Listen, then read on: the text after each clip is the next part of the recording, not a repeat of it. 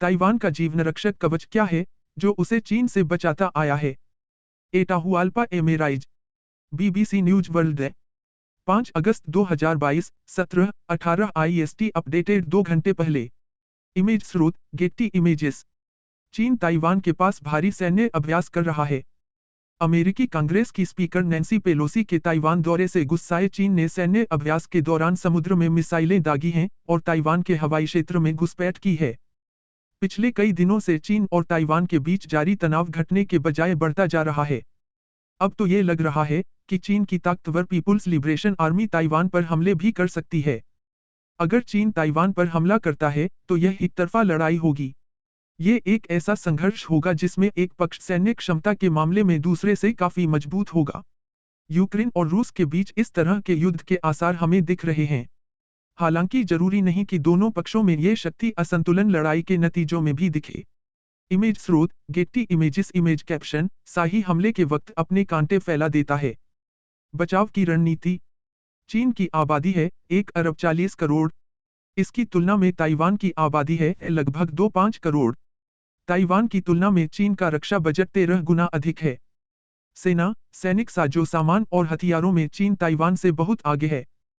Taiwan को इस असंतुलन का पता है, इसलिए इसने सुरक्षा कवच की वैसी रणनीति अपनाई है जैसे कोई शाही हमले से बचाव के वक्त अपने कांटे फैला देता है। ताइवान की यही रणनीति है। इस रणनीति पर टिप्पणी करते हुए ताइपे टाइम्स ने अपनी संपादकीय में लिखा, अगर इसके बावजूद भी हमलावर शाही पर हमला करने के लिए अड़ा रहा तो उसे बड़ी भयावह सजा मिल सकती है। यह सजा इतनी पीड़ा देगी कि आखिरकार हमलावर हमला करना छोड़ देगा। ताइवान ने इसी रणनीति के आधार पर चौतरफा सुरक्षा व्यवस्था अपनाई है।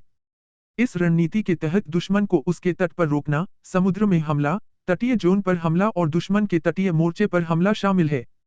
मजबूत क्षमता वाले दुश्मन के मुकाबले में ताइवान की यही रणनीति है। महंगे लड़ाकू विमान और पनडुब्बियां खरीदना ताइवान की प्राथमिकता नहीं है। इसकी तुलना में ये गतिमान और गुप्त हथियारों की तैनाती को प्राथमिकता देता है, जैसे एंटी एयरक्राफ्ट और एंटी शिप मिसाइलें। प्लेबैक आपके उपकरण पर नहीं हो पा रहा। वीडियो कैप्शन, चीन के तल्ख तेवरों के बीच नैन्सी पेलोसी पहुंची ताइवान। क्या कह रहे हैं रक्षा विशेषज्ञ? ताइवान जिस जीवशाही के बचाव की रणनीति पर काम कर रहा है, उसके बारे में किंग्स कॉलेज लंदन के इंटरनेशनल ऑर्डर, डिफेंस और चाइना वेस्ट रिलेशन के विशेषज्ञ जेनो लियोनी विस्तार से समझाते हैं। उनका कहना है, सुरक्षा की सबसे बाहरी परत खुफिया और निगरानी रणनीति का मिल है। इसका लक्ष्य सेना को पूरी तरह तैयार रखना है। वर्षों से ताइवान ने हमले से काफी पहले चेतावनी देने का वार्निंग सिस्टम विकसित कर रखा है, ताकि चीन की किसी भी हिट एंड रन अटैक से वह भौचक न रह जाए। लियोनी कहते हैं, चीन को अगर ताइवान पर हमला करना होगा तो उसे शुरुआत मीडियम रेंज की मिसाइलों और हवाई हमलों से करनी होगी ताकि ताइवान के रडार स्टेशनों, हवाई पट्टियों और मिसाइलों की खेप को नष्ट किया जा सके। ताइवान की इस रणनीति के मुताबिक बीच की सुरक्षा परत समुद्र के बीचों बीच गुरिल्ला लड़ाई के लिए नौसैनिकों को तैयार रखना है। इनकी मदद के लिए अमेरिका से आए लड़ाकू विमान तैयार रहेंगे। इमेज स्रोत, गेट्टी इमेजेस। छोटे और फुर्तीले नाव मिसाइलों से तैनात रहेंगे जिन्हें हेलीकॉप्टरों और जमीन से मिसाइल लॉन्चरों से मदद मिलेगी। ये चीनी बेड़ों को ताइवान की जमीन पर पहुंचने से रोकेंगे। लियोनी कहते हैं, सुरक्षा की तीसरी परत की रणनीति के मुताबिक अपनी जमीन और आबादी का बचाव ताइवान के लिए बेहद अहम है। चीन के सैनिकों की संख्या ताइवान के सैनिकों की संख्या से 2 गुना अधिक है। चीन के पास 5 लाख रिजर्व सैनिक हैं। अगर ताइवान की जमीन पर कब्जा करना हो तो चीन इसका इस्तेमाल कर सकता है। तीसरी सुरक्षा परत के तौर ताइवान तेजी से गतिमान, मारक और आसान से छिपाए जाने वाले हथियार काम आएंगे। यूक्रेन की लड़ाई में कंधे पर लाद कर हमले करने वाले जेवलिन और स्टिंगर मिसाइल सिस्टम इसी का उदाहरण हैं। ये हथियार रूसी जहाजों और टैंकों के लिए भारी सिरदर्द साबित हुए हैं। इमेज स्रोत, गेट्टी इमेजेस। अमेरिका क्या करेगा? चीन और ताइवान के बीच युद्ध छिड़ने की स्थिति में अमेरिका क्या करेगा? अभी तक के संकेतों से ऐसा लगता है कि अमेरिका जानबूझकर अपनी रणनीति छिपाए हुए है। अमेरिकी राष्ट्रीय सुरक्षा सलाहकार जेक सुलिवन ने हाल में कहा, अमेरिका के इस अस्पष्ट रवैये ने ही हमें ताइवान जलदमरूमध्य में दशकों से शांति बनाए रखने में मदद की है। सिर्फ ताइवान में ही नहीं, कुछ दूसरे इलाकों में भी हमें इस रणनीति से मदद मिली है।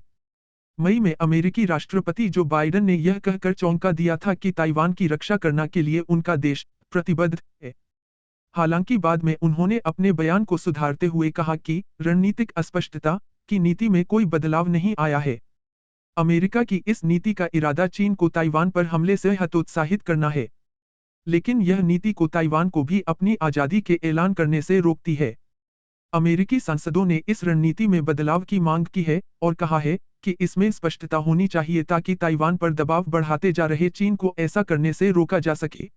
इमेज स्रोत रॉयटर्स इमेज कैप्शन ताइपे के एक बाजार में खरीदारी करते लोग कई और तरीके आजमा सकता है अमेरिका। बहरहाल इन सब के बावजूद बहुत कम लोग ही मानेंगे कि चीन ताइवान पर हमला करता है तो अमेरिका चुप बैठेगा। नेटो के स्ट्रेटजी विश्लेषक क्रिस पेरी कहते हैं, आप अपने संभावित प्रतिद्वंद्वी को कभी ये नहीं बताते कि आप क्या करने जा रहे हैं। लेकिन मुझे इस बात में संदेह है कि चीन को रोकने और ताइवान पर कब्जे की कोशिश को रोकने को नाकाम करने के लिए अमेरिका जो कुछ करेगा, उसमें सिर्फ सैन्य तरीका ही शामिल नहीं होगा। चीन के खिलाफ अमेरिका कई तरीके आजमा सकते हैं। ये व्यापारिक, वित्तीय और सूचना रणनीति से जुड़े तरीके हो सकते हैं। चीन जिस तरह से ताइवान के सामने अपना शक्ति प्रदर्शन करता आया है, इससे वहां के लोगों में डर के बजाय गुस्सा है। चीन की धमकियों से समुद्री और हवाई यातायात में बाधाएं आ रही हैं।